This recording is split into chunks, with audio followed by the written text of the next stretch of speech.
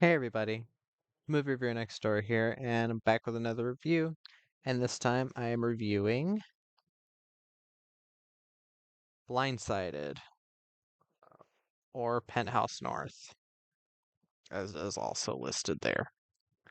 This is a thriller, a suspense thriller film directed by Joseph Rubin from 2013, and it stars Michelle Monaghan, uh, Barry Sloane, Michael Keaton, Kenneth Horn, and Trevor Hayes.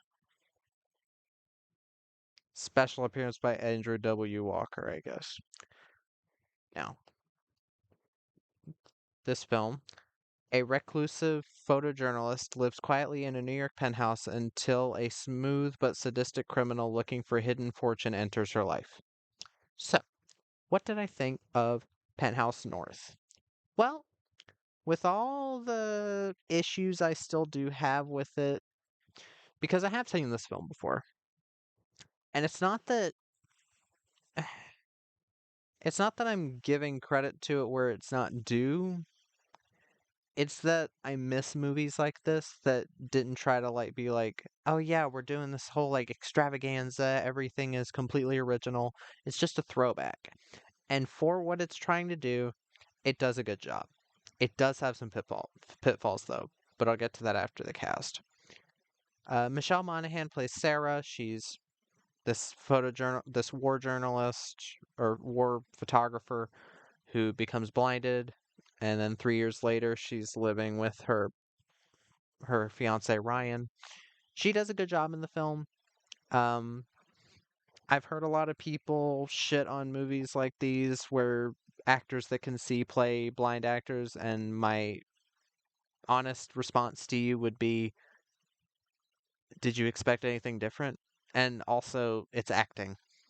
Like an American person can act, a, an actor born in America can play someone from China. I'm not saying it's the best idea, but the whole point of acting is to turn into a chameleon so that your race and everything does not identify every character that you play. So that's all I can say to you. But Michelle Monaghan does a good job. I've always wondered why she never became more of a bigger star. Like her performance isn't like perfect in this. I've seen her better in other films, but still, just her acting blind, personally knowing multiple blind people and knowing how hard it is to live that way, she does a good job showing why it's hard to live that way. Barry Sloane as Chad is one of my big drawbacks of the film because he's not that good. Um, I've definitely seen him before. I think he's more of a TV actor, but um, he's just not that great. He comes off very wooden. He doesn't. What I'll say is he doesn't really fit the role of henchman that well. He doesn't come off very imposing. If anything, he's like a diet Danny Dyer because I like Danny Dyer quite a bit more than him. Danny Dyer has a bit more personality and acting. You know, he's a bit better actor, but yeah. Michael Keaton plays Hollander, kind of main villain of this whole thing. He's Chad's boss. They're trying to get something back, and I'll try not to spoil everything. Michael Keaton is perfect for a villain role.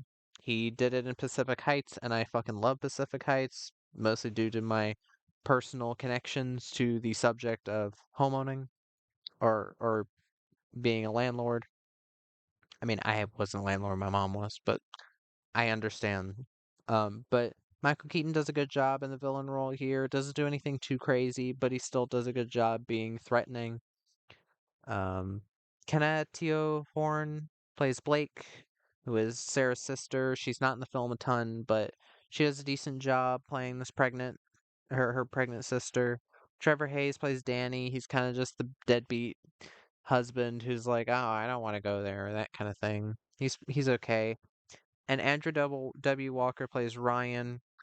Another thing I can say with this film is I think a little bit of time should have been added to like flesh out a bit more of Ryan's backstory and like his character before we learn more about his character later, because it's not really a spoiler because it's the thing that sets off the entire movie at the beginning. He ends up being killed, and you only get to see him in one scene before he gets killed. So you kind of don't feel the emotions around him being killed. It just kind of happens.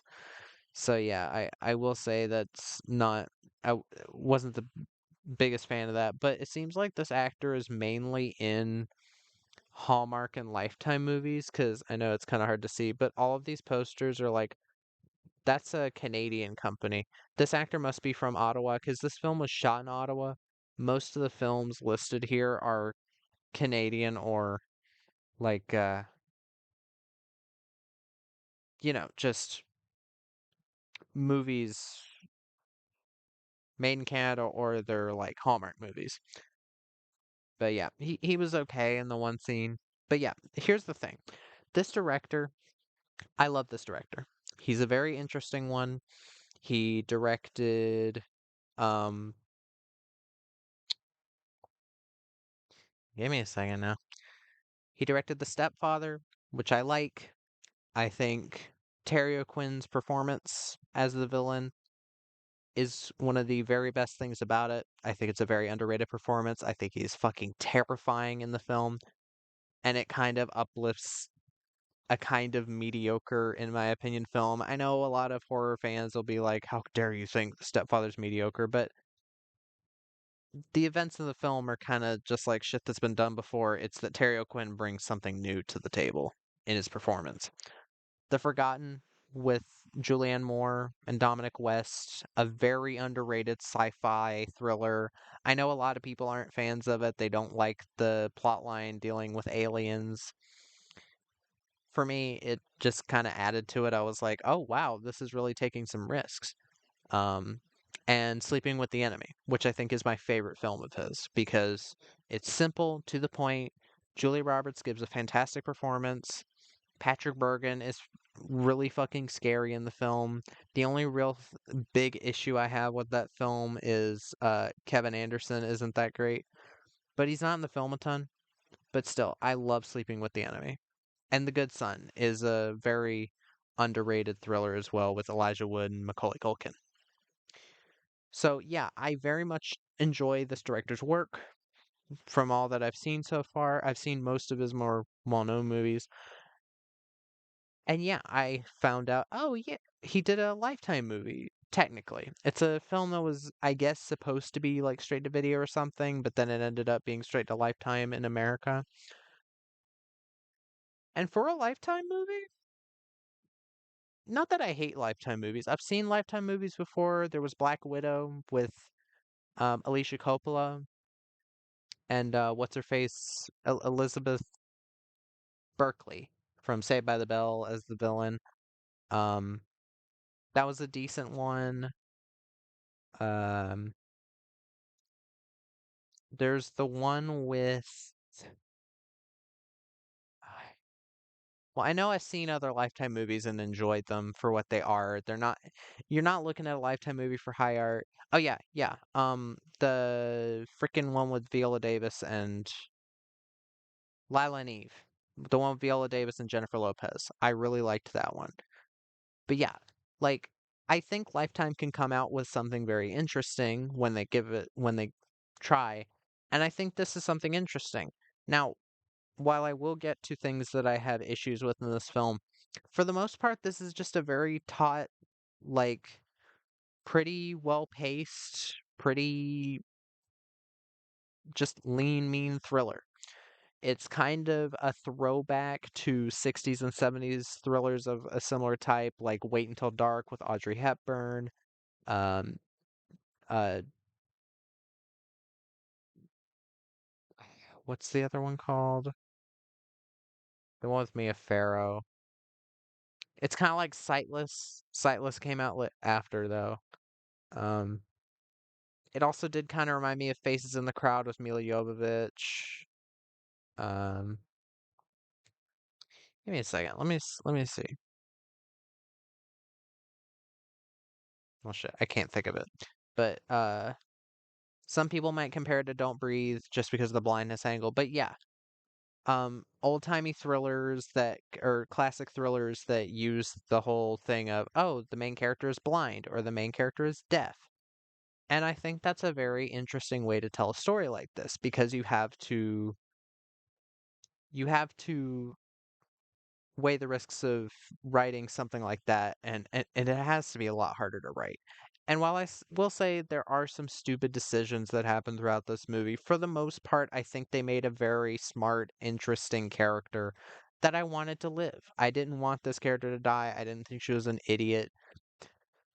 But I will get to my issues with it. This film uses a ton of green screen. Ton. Every time you get a shot of the outside of the penthouse that they are in, it is a really suspect green screen for the most part. There are shots that aren't that bad, but sometimes I think this film bites off a little bit more than it can chew with the back projection or green screen. Because sometimes, like, a character will be hung over the edge, and then I'm like, it just doesn't really look that great. Every so often, you'll see, like, a CG bird fly by, and I'm like, nah. When there's when there's fireworks outside, it looks pretty all right. But yeah, there's especially a scene where a character falls over the ledge and then ragdolls that doesn't look that great, and it kind of nullifies the feeling that you're supposed to get at the end. Something else I will say is that frickin' again, Barry Sloane is not that great of an actor in this. He does not do a great job. Uh,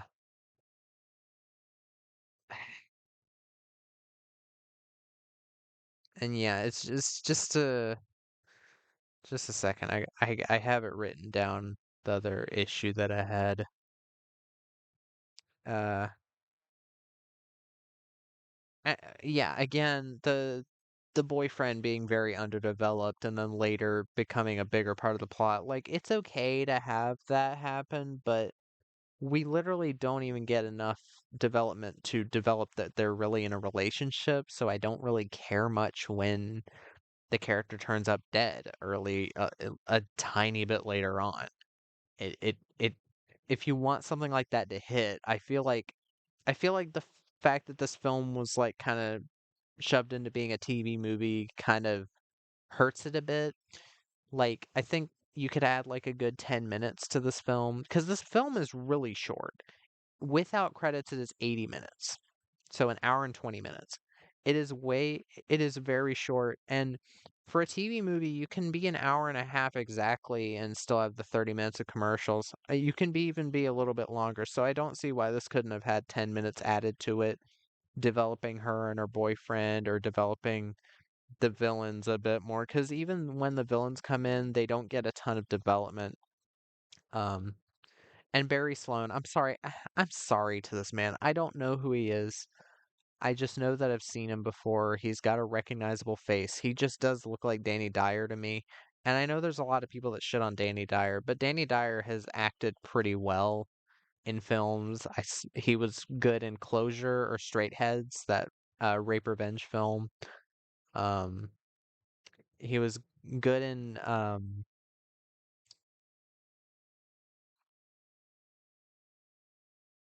I'll have to look up what it is. It was where he was killing the people who ended up uh who had like killed his parents. Vendetta. That was a good movie. Both that and Straight Heads are good movies, I think. And it seems like people love to shit on him, and I don't really understand why. But what are you gonna do? But yeah, this film. It's not this. There's not a ton to talk about with this film. It's kind of your normal like, oh, characters being assaulted by the bad guys. The bad guys want to know about something the main character doesn't know about. They don't know that they don't know about it, so they end up torturing them. It's not that this is a film that's like original or anything. And yes, I think Joseph Rubin could have done better. I will say I do think this is one of his weakest film so far. And I don't think anybody's like gonna be like, "Oh, really?" Because I mean, it is a TV movie compared to his theatrical movies, which is again, I think an unfair thing to do because TV films have a much tighter schedule of shooting than theatrical films tend to have, and they have lower budgets. So take what I say about the effects, like the green screen effects, with a grain of salt. But still, it did take me out of the film quite often. I do think a lot more camera angles could have been done in the house so that they could have polished up the outside effects a bit more and not relied on these kind of it's not that they're unfinished effects, they're finished effects, but they just don't look that convincing. And I will say, for a Lifetime movie, this film is quite violent. There's a very well, I mean, you don't see the stabbing happen. There's like a throat slit, and I was like, damn, like Lifetime allows that on the channel. Um, and there's the aftermath of a bloody stabbing, and I'm like, damn, that's a lot of blood. And then a character slips in the blood, and I'm like, shit, this, and the characters say fuck a lot. So I'm guessing it was kind of edited for a Lifetime because that's what it comes off as. This feels like a film that was meant to be direct to video, but instead of being direct to video, it ended up going straight to Lifetime. Kind of like what happened with Lolita, the Adrian Lin remake became like the most expensive TV movie because excuse me, didn't end up going to theaters. So, but yeah, this film. Who would I recommend this film to? I'd recommend this film to people who miss films again, like Wait Until Dark, like See No Evil with Mia Farrow, um, and stuff like that. It does feel like a good old fashioned thriller. It's not too long. Again, it's 80 minutes without credits, and or 78 minutes maybe, or 79, something like that. It's a very short film, breezy watch, and yeah, I think you'll like it. So, that was my review of Blindsided or Penthouse North. If you liked the review, if you've seen the film, let me know. Give me feedback on how I'm doing, and movie review next door.